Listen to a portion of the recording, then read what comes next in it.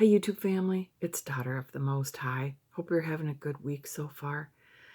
I have a couple things to share, a couple things on my heart this evening, so I want to share them with you. And one is that I put in a bid on a house in southern Minnesota, and it was accepted. So closing is in just under a month. I got a good price. I felt like the Lord was with me. I really feel like this is God's plan. And as I've reflected over these past 6 to 8 weeks, I've seen God's hand in so many ways, leading me and directing me toward this. And as I said in previous videos, I was ready to throw in the towel like more than a few times. And even before inspection, because my offer was contingent on an inspection. So the night before the inspection, I said, God, we still have a chance to back out if this isn't right in it for some reason. And the inspection went really well. So God has been working with me, and I have been trying to stay in faith regarding this. I know some people are very free with their money and feel comfortable making purchases and investments and all kinds of stuff, and I'm not. I've really tried to overcome that financial anxiety because I've had it for a long time, and I've really not made a whole lot of progress on it. Now, for some reason, my mind always thinks if something happens financially, I'm going to end up under a bridge. I've just thought, and I've had to, my self-talk is always, there's options, there's things you can do, but I always get into like not a full-blown panic, like panic attacks and that sort of thing, but I just have anxiety. I've always had anxiety around money. And so this has been a faith journey for me, purchasing a second home, taking money out of this house to do that. So I am this far along and working with my own mortgage company, making a plan to take money out of this house, and that house will be paid off, and then the additional portion taken out of this house will get added to the mortgage here. And my kids apparently plan to stay here for a while. Even with my kids being 22 and 25, it just works. I've shared that before. My daughter goes to work during the day. I've gone in the evening, and my son works in the later evening and into the night. And so we always, if we all work days, it would be so much harder. This is a small townhouse, but we each get our space. It's really nice. And then there's pretty much always someone home for the dogs, which is wonderful. So it's just worked out, and it's worked out for me financially because my kids started paying me some rent.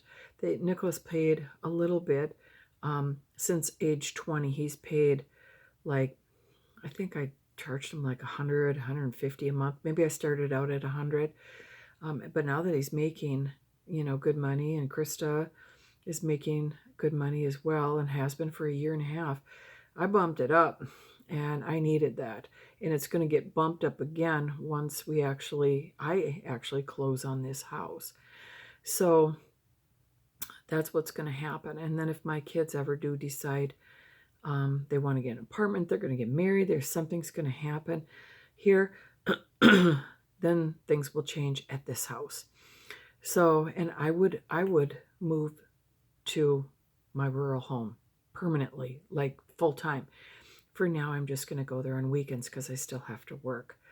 So that's pretty much the plan, and it has been a faith journey. It has been an exercise in faith for this girl. And for other people, would be 100% comfortable. Yep, this is what God wants me to do. No biggie. I'm doing it. Not this girl.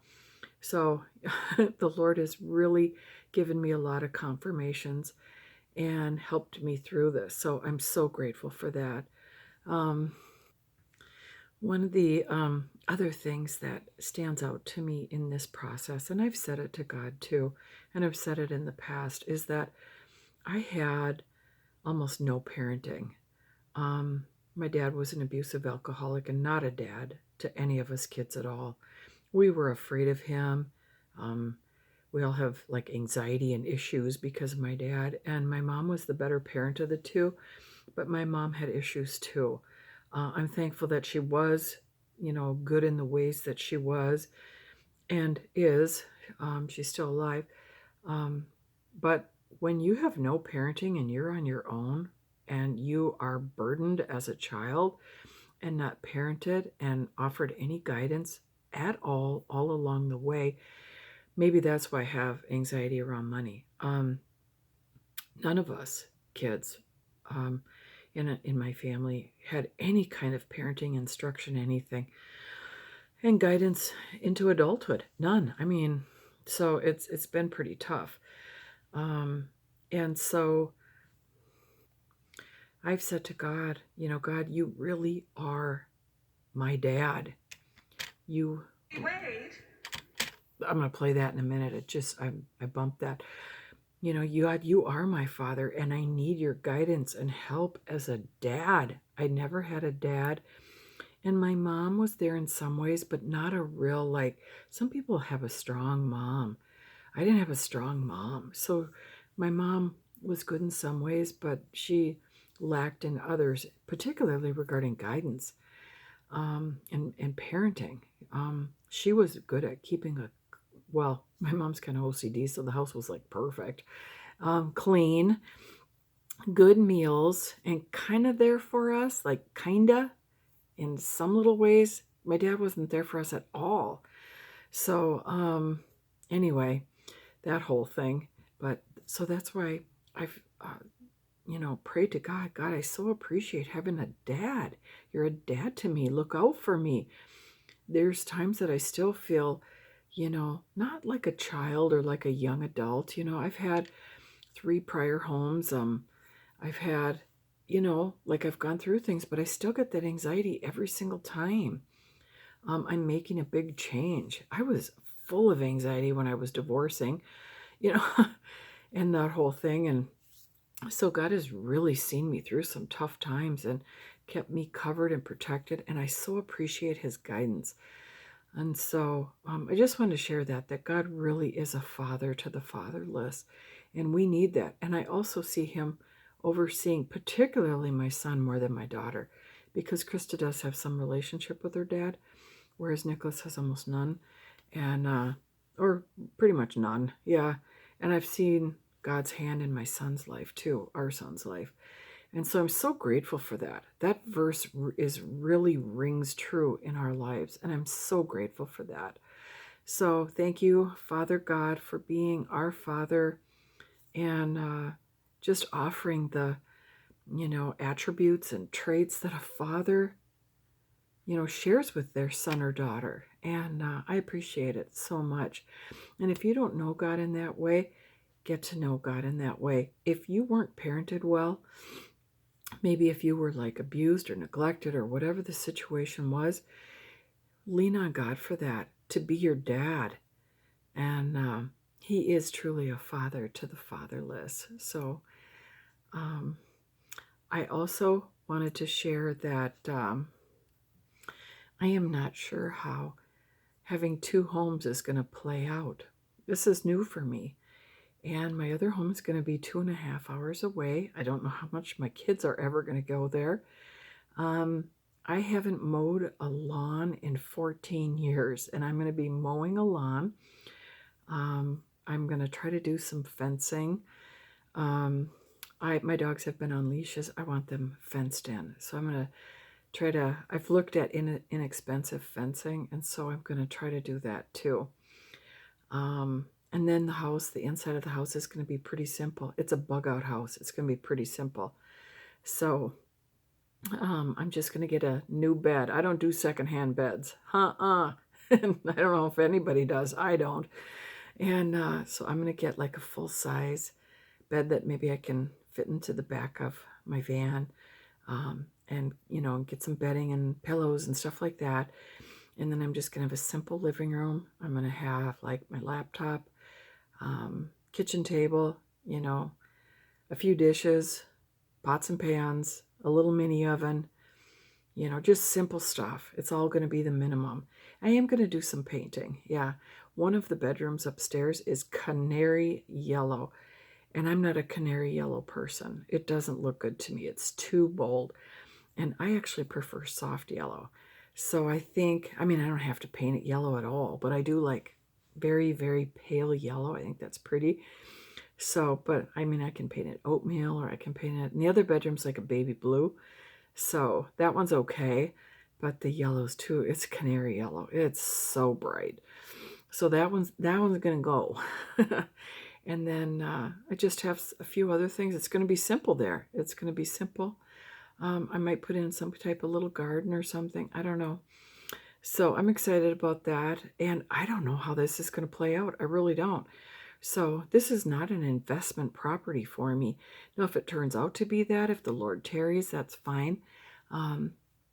But yeah, it's going to be a surprise. So we'll see how it goes. So I'll share some videos as the summer goes on, how this is actually moving forward. So I'm excited about it, and I'm just excited that the Lord is working in my life in this special way, and strengthening my faith in a way that's big for me. So anyway, that's that on the new house. The house has white siding, and it does need a power washing, and then it has green metal roof and then green shutters. So yeah, it's white and green, and it's cute. And but the inside is old. It was built in 1910. It's just over 1,200 square feet. It's old in there, guys. It's old. So, but I have a really nice, big, beautiful tree. I'll show you a picture of it sometime in the front, which may cause foundational issues in the future. But I was like, I'm not worried about it because I don't know how long we're going to be here. And then a pretty large backyard. So I'm happy about that for my doggies. And so enough on that. But I'm going to be doing some exploring in southern Minnesota and in my little house and that kind of stuff. So it's going to be good. So the other thing I have for today is this speech. I got to tell you, this is Kamala's speech that she did earlier. I think it was earlier today. I'm not sure where the date is on these things. Hang on one second. Yep, earlier today, but for you guys, you'll see this on Wednesday. It's Tuesday night. I'm going to play this. I'm going to play a little bit of this. In a gala hosted by pro-abortion rights group Emily's List. Here are her full remarks. Roe v. Wade, in its power, has protected a woman's right, her right to make decisions about her own body for nearly half a century. If the court overturns Roe v. Wade, it will be a direct assault on freedom, on the fundamental right of self-determination to which all Americans are entitled. All Americans except for unborn babies, honey. Yeah, yeah. Roe protects the right to access abortion. It also protects a woman's right to make decisions about what she does with her own body. Her own body. Oh, please.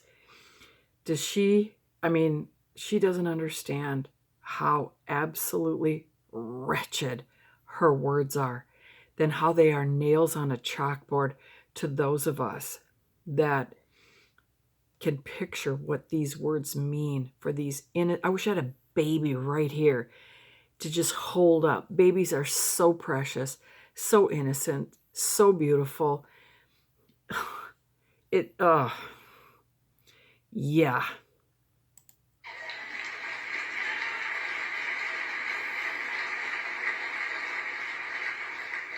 So to the friends, I say, We've always been clear, but today we know our purpose.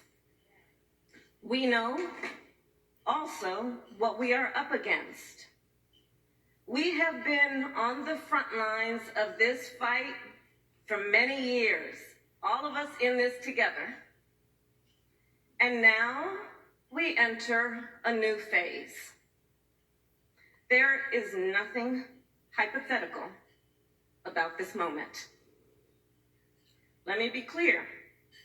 This fight requires the work of this very organization, Emily's List, to elect pro-choice Democrats to Congress.